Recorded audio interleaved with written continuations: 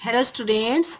अपनी पिछली क्लास में हमने दशमः पाठ आवाहनम पढ़ा था, जिसमें कि हमने देखा था कि श्री दयाशंकर वाजपेयी जो कवि हैं, उन्होंने अपनी कविताओं के माध्यम से युवाओं को की चेतना को जागृत करने का प्रयास किया है कि पूर्व में पुराने समय में हमारा जो इतिहास रहा है, वीरों का इतिहास रहा है, वो उनको याद दिलाते हुए, स्मरण दिलाते हुए वो कविताओं के माध्यम से युवाओं का आवाहन कर रहे हैं कि हमारे पूर्वज किस तरह से वीर थे, तो इसी तरह तुम भी अपनी वीरता को जागृत करो और जो हमारे सामने दुश्मन खड़े हैं उनका साहस पूर्वक सामना करो। और उनको तरह तरह से उनको समझाया गया है कविताओं के माध्यम से। तो हमने इसमें इस पाठ की 2 कविताओं को का अर्थ हमने समझ लिया था, और आगे हम अब तीसरी कविता का अर्थ देखते हैं। पुरातनम स्वपौरुषम स्मरन्तु वीर बंधवः अशेषतां प्रयान्तु शस्त्रो व अद्य पाप सिंधवः निज प्रवंचना फलम समाप्नुवन्तु ते द्रुतम यथा विहाय कूटनीतिमाचरन्तु ते अद्भुतम।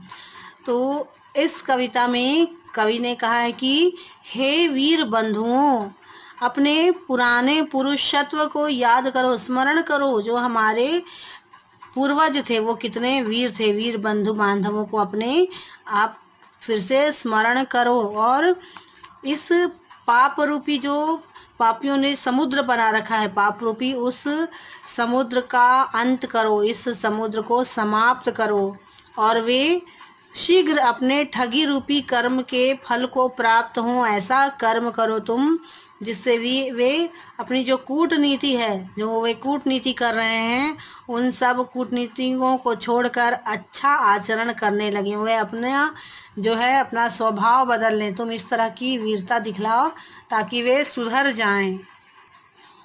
अगला श्लोक है, कृषि बलय समेधिता भवन्तु धान्य वृद्धयः श्रमेण सन्तु साधितास्तु वीर साहसर्ध्यः स्मरन्तु पूर्व पुरुषैर जगत्सु यद यशो अर्जितम समस्त दिक्षु विश्रुतम ततद्य यावद अर्जितम। तो इसमें कवि ने कहा है कि किसानों के द्वारा जो कृषि करके धन धान्य की वृद्धि करें और धन धान्य को प्राप्त करें, वृद्धि को प्राप्त करें, समृद्धि प्राप्त करें, और परिश्रम से प्राप्त पराक्रम व उत्साह में वृद्धि हो। अगर मेहनत करेंगे तो अपने आप साहस में, अपने पराक्रम में वृद्धि होगी। और हमारे अंदर जब हम खुद का मेहनत करके कोई भी अन्न उगाते हैं या कोई कुछ भी चीज़ें प्राप्त करते हैं, तो हमारे अंदर खुद का साहस और भी बढ़ता जाता है। संसार में पूर्वजों के द्वारा समस्त दिशाओं में विख्यात है ना, हमारे पूर्वजों के द्वारा हर दिशा में यश जो अर्जित किया गया था, तो वह जो तेजस्विता पूर्ण जो हमारा यश प्राप्त है पूर्वजों के द्वारा, तो उसे याद करो और तुम भी उनसे प्रेरणा पाकर खुद में इतना सामर्थ्य लाओ कि जो सामने तुम्हारा शत्रु खड़ा है वो स्वयं ही पराजय स्वीकार कर ले। 5वां श्लोक है, वयम तु सत्यनिष्ठया स्वदेश रक्षण घोत्यया स्वदेश रक्षणोद्यताः प्रवंच नैक दक्ष शत्रु पक्ष तक्ष तक्षण व्रताः नदीषु सन्तु यंत्र यान लौह मार्ग से तवः अरातिनी वृत्तिम स्फुरन्तु भारतीय केतवः। अर्थात कवि कह रहे हैं हम सब तो सत्यनिष्ठा से अपने देश की रक्षा के लिए तैयार है ना, हम सब क्या हैं, सत्यनिष्ठा से देश की रक्षा के लिए तैयार हैं। एकमात्र छल कपट में जो निपुण है शत्रु, उसके पक्ष को काटने का वृत्त धारण करने वाले हैं, है ना। उनके जो छल कपट वाले जो उन्होंने आचरण किया है उसको हमको नष्ट करना है उनका। नदियों पर मशीनों द्वारा चलने वाले वाहन है ना, नदियों पर जो चलने वाले वाहन हैं, लोहे की पटरी वाले रास्ते तथा पुल जो हैं, वह भारतीय पताकाएं शत्रु को सब ओर से पकड़कर मारने के भाव से खुद को स्फुरित करें। किसी भी तरह से, वह लोह के यान हो या वायु मार्ग, किसी भी तरह के जो हमारे शत्रु हैं उन सब को हराने में सक्षम है हमारे भारत के वीर।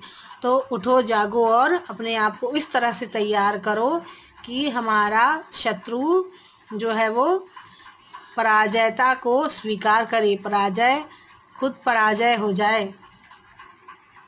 5वां श्लोक है, 6वां श्लोक है।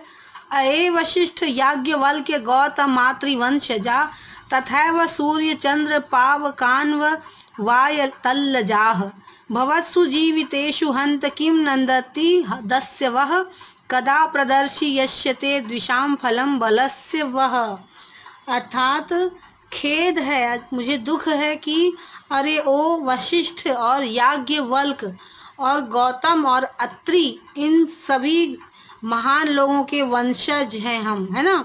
तो इनके वंश में उत्पन्न हुए हैं जैसे हम, वैसे ही सूर्य और चंद्र के से पवित्र कुल में सर्वश्रेष्ठ आप सबके जीवित रहते हुए, है ना, इन सब महान लोगों के वंश के होते हुए हम किस तरह से जीवित रहते हुए लुटेरे जो हैं हमारे रहते हुए, हमारे इन समूह के वंशज हैं हम, फिर भी कैसे जो दस्यु हैं जो वो किस तरह से अस्पष्ट बोल रहे हैं हमारे सामने, वो अपना सत्य प्रकट नहीं कर पा रहे हैं हम, क्योंकि हम महान लोगों के वंशज हैं और वो हमारे सामने बोलने का, सत्य प्रकट करने का साहस भी नहीं कर पा रहे हैं। तुम्हारे बल का, जो तुम्हारा पराक्रम है, वो अपने शत्रुओं को तुम कब दिखाओगे, जब वो नहीं बोल पा रहे हैं फिर भी, और तुम इतने वीरों के वंशज हो फिर भी तुम अपना बल क्यों नहीं दिखा पा रहे हो उनको। तो इस तरह से कवि ने युवाओं का आह्वान किया है इन कविताओं के माध्यम से।